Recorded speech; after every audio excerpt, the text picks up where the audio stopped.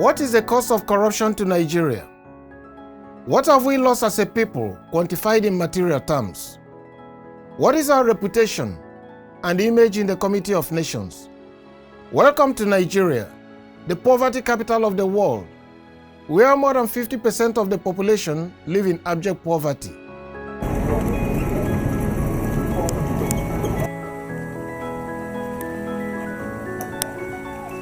Transparency International's Corruption Perception Index 2017 ranked Nigeria 148 out of 180 nations assessed in the world. In 2016, we occupied the 136th position. This means we suffered a 12-position decline between 2016 and 2017. Again in Africa, Nigeria came 32nd out of 52 countries assessed. Yes, this is the position of the giant of Africa. In 2017, Nigeria scored 27 over 100 marks available, compared to 28 over 100 marks scored in 2016. By any definition, this is failure in any examination. Since 2012, Nigeria has stagnated on the index, with the worst result of 25 marks in 2013 and the best being 28 marks in 2016. Africa bleeds through illicit financial flows, estimated at $50 billion annually, and Nigeria contributes up to 50% of this illicit flow, and this is estimated to be about 12% of our gross domestic product.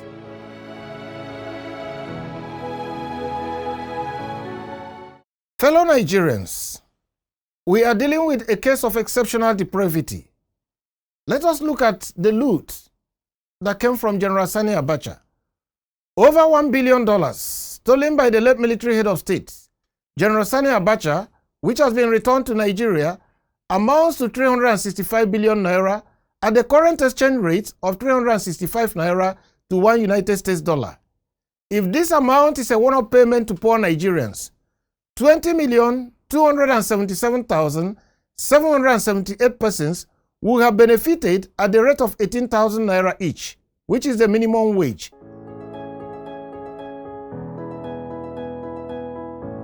At the cost of 7 million naira per 3-bedroom flat, it will pay for 60,833 flats. All of Abacha's loot is yet to be identified, and many more such stolen money is yet to be returned to Nigeria.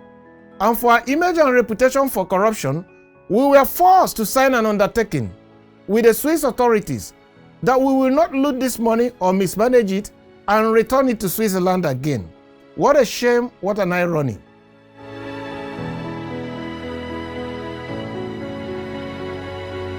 Let us look at the remuneration of the political elites. It shows a case of exceptional depravity. The remuneration is not only scandalous, it is beyond imagination. The amount they take home most times is above their official, legal and legitimate salaries. Under different pretenses and excuses, they pay themselves all manner of allowances, fees and take-home pay. The 13.5 million naira running cost of senators can pay 750 poor Nigerians, and this is a remuneration unknown to Nigerian laws and policies. Can society make progress with such impunity? Of course, the answer is no.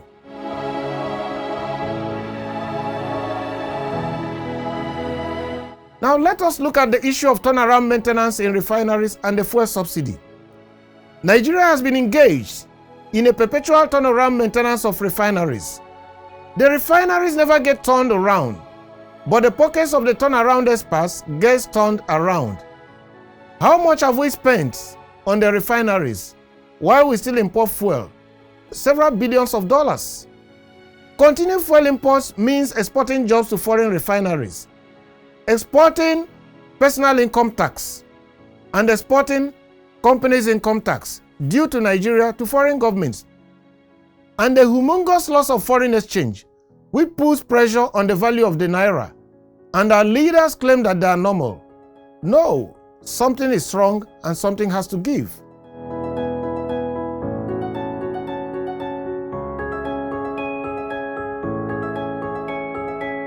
Before recession, NNPC reports that Nigeria was consuming 35 million liters of petroleum products daily. During and after the recession, Businesses closed, jobs were lost, and the economy slowed down. The same NNPC now reports that daily consumption has increased to between 60 and 65 million liters of petroleum products. This can only happen in a bad dream. Can someone in the petroleum ministry and the NNPC stand up and explain this? Fuel subsidy. What does this mean? Maybe claiming money for fuel that was not supplied, and all manner of underhand deals. And the new game in town is from subsidy to under recovery. NNPC and the executive now spend public funds under the guise of under recovery without appropriation as demanded by the Constitution of the Federal Republic of Nigeria 1999. Expenditure without appropriation, we thus say, is an original sin against Section 80 of the Constitution. It is corruption in its extraordinary form.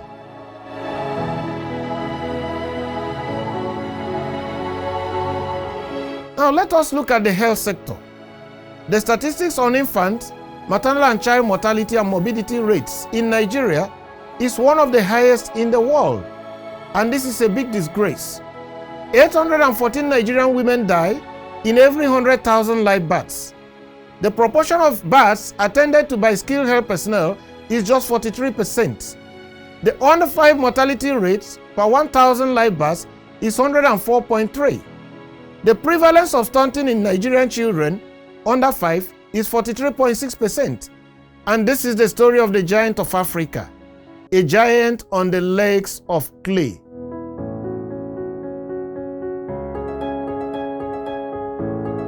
Despite these ugly statistics, we have Nigerian officials with the temerity who dare to mismanage and steal public funds made available by Global Fund and Gavi for the immunization of our children and saving the lives of our mothers. This is a clear case of blood money and seeking to profit from the misery of the underprivileged. How do we compare the theft of millions of dollars to the resources required to save the lives of infants and children through vaccination?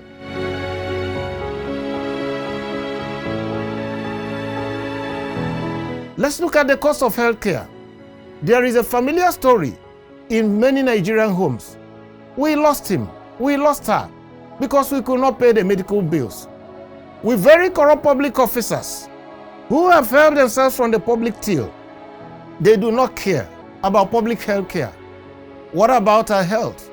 Who cares? Corruption has blocked our sense of propriety and our perception of propriety.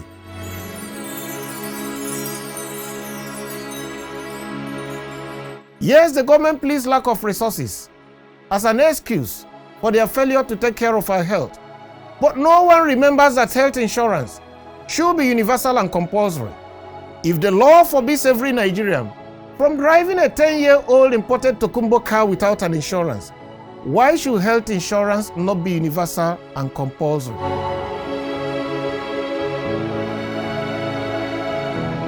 Now let us look at the issue of drug counterfeiting, facilitated by corruption. This kills en masse, and anyone can be a victim. So said the late Professor Dora Akunyili, former head of Nigeria's National Agency for Food, Drugs Administration and Control. Water has been substituted for adrenaline, and active ingredients substituted by counterfeits. Counterfeit drugs and their use trigger drug-resistant strains of malaria, tuberculosis, HIV, you name it, and this complicates existing health conditions. And when we talk about inefficiency in educational sector, health sector, political sector, governance and all, everything boils down to corruption. And corruption is not just about giving or taking money. Corruption is about not doing the right thing. And why are we corrupt? Because of lack of understanding. Because we do not understand that we don't need too much. Our wants may be too many, but our needs are very little. And I don't even envy corrupt people because they destroy themselves and destroy their children, generations unborn.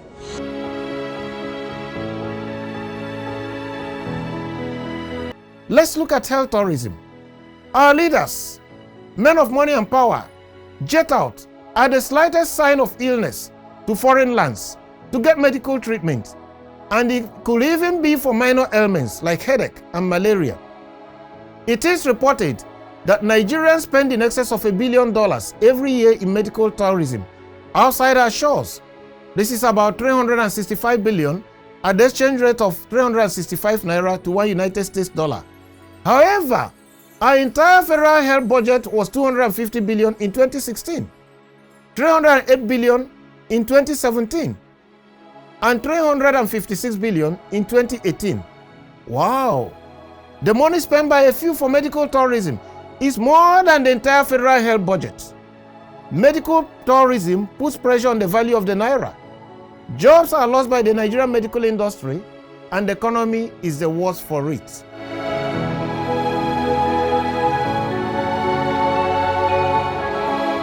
Let's talk about education. Teachers are not paid for months. The salary of civil servants and teachers across board is very poor and below the standards of comparable countries in Africa. I'm not talking of Europe or Asia or Americas. At the exchange rate of 365 naira to one US dollar, the monthly minimum wage in Nigeria is $49.3. It is $155 in Algeria, $75 in Cameroon. Benin, our next door neighbor, pays $70. Chad is impoverished, but it's $110. Equatorial Guinea, $224. And Gabon pays $255. And to compound issues, the very poor salaries have not been paid for months in many states of the Federation.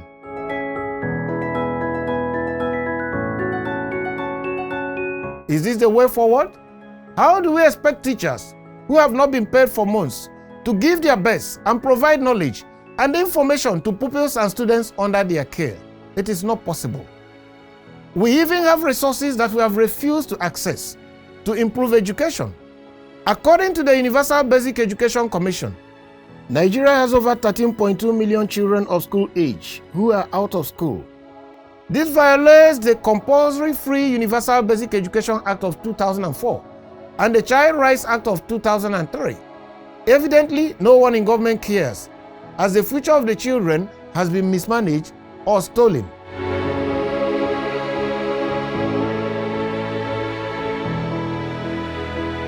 So back to the money that's available but not assessed, and nobody is interested in talking about it. The Universal Basic Education Commission's matching grants available to states have been left lying fallow, and this includes states with high levels of out-of-school children. What does UBEC demand from the states? Providing matching funds and accounting for previously released money. Across the geopolitical zones, what I'm going to say is an example of the scorecard. Kwara State has 5.1 billion naira outstanding with UBEC. Ogun State has the same 5.1 billion naira. Abia State, 4.2 billion. Bayelsa, 4.1 billion. Adamawa, 3.3 billion. And Kano State, 2.2 billion. So what is the problem in assessing available grants and using the money to improve basic education? In a situation where our schools, particularly at the basic education level, are very dilapidated. These are the pictures of dilapidated schools. Children learn sitting down under trees. Some sit on the bar floor. Roofs are blown up by the wind, and children are exposed to the elements if it rains. Schools lack sanitary facilities like toilets. How can a pupil or student be expected to learn in this kind of environment?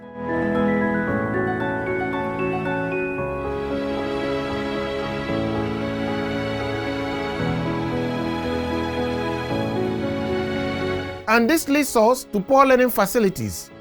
Libraries, laboratories, and other learning infrastructure have become a luxury, and access to electricity is a big pipe dream.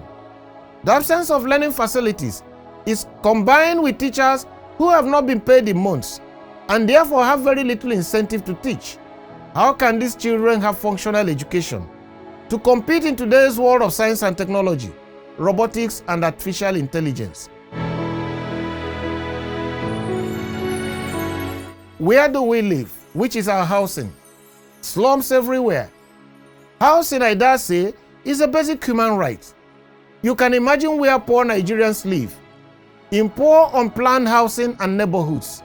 lacking access to the basic conditions of adequacy for health and human dignity. The inhabitants of these slums lack legal security of tenure. They can be evicted at any time. The houses are not habitable, and the good houses are beyond the reach of the poor slum dwellers. Housing is said to be the environmental factor most frequently associated with disease conditions in epidemiological analysis. So no wonder that the residents of these slums always fall ill. However, there are thousands of empty unoccupied houses in cities like Abuja, and they've been empty for over 5 years. While Nigeria is reputed to have a housing deficit of over 23 million homes.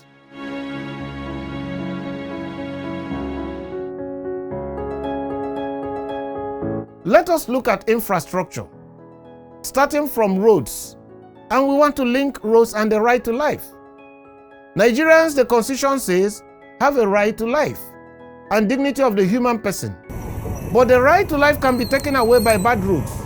According to the National Bureau of Statistics, in the first and second quarters of 2018, fatal accidents were 1,343. Serious accidents, 2,810 in number, while minor accidents were 582 in number. The number injured was 16,285 persons. Number killed, 2,551. And the total casualty is 18,836. People involved were 34,923. And total cases, 4,734. Yes, not all these figures are attributable to bad roads, but bad roads definitely played a key role. Come to think of it, the Federal Road Safety Corps and vehicle inspection officers check whether vehicles are roadworthy. But no one, no one, is checking the most fundamental of the fundamental issues, whether our roads are vehicle worthy. What about water, which is the spring of life? Clean water does not cost a fortune. A good borehole costs an average of about 500,000 naira, depending on the location. Waterborne diseases can be contracted from drinking dirty water, and these diseases endanger life.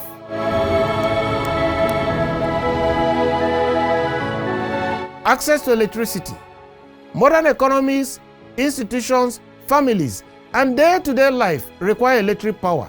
Electric power is so essential for virtually everything that needs to be done in industries, service delivery, health, education, agriculture, and entertainment. Whether one is at work, at play, or even asleep, electricity is a basic necessity and an essential intermediate input for economic and social development. Electricity generators cost a lot of money to buy, fuel, and maintain, and they also pollute the environment. Compare Nigeria with a population of 195 million people consuming less than 5,000 megawatts of electricity. South Africa, with a population of 57.3 million, consumes over 40,000 megawatts of electricity, while Egypt, with a population of 99.3 million, consumes 17,000 megawatts of electricity.